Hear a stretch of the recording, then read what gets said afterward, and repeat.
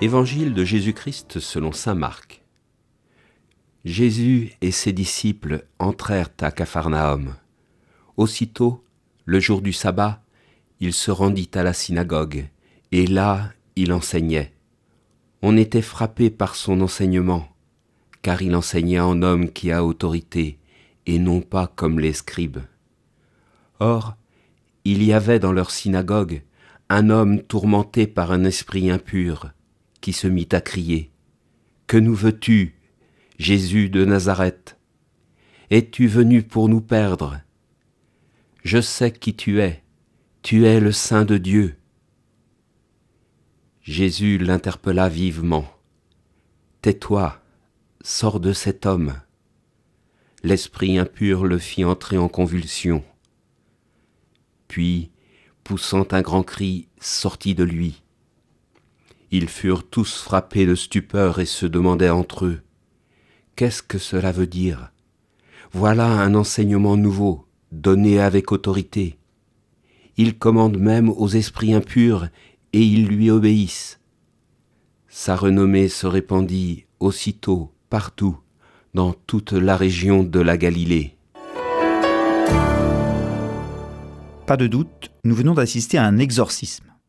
Et ce récit a de quoi bousculer nos repères. Il nous paraît étrange, décalé. C'est un peu normal. À l'époque de Jésus, toute maladie, tout mal est plus ou moins attribué à l'influence, à la possession de l'homme par des esprits mauvais. Pour les Juifs, bien sûr, l'esprit du mal n'est qu'une simple créature subordonnée à la puissance du Dieu créateur. Son rôle se réduit à n'être que l'adversaire de Dieu et des hommes. Mais malgré tout, les Juifs ne pensent pas très différemment des païens en matière de maladie, de possession.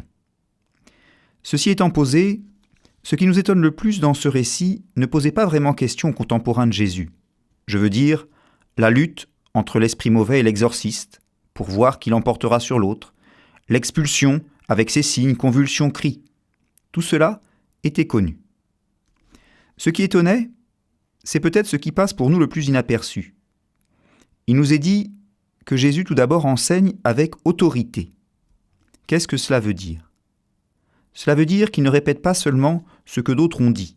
L'enseignement de Moïse, par exemple, comme le font les scribes. Jésus dit « On vous a dit, mais moi, je vous dis ». Il parle avec l'autorité même de Dieu.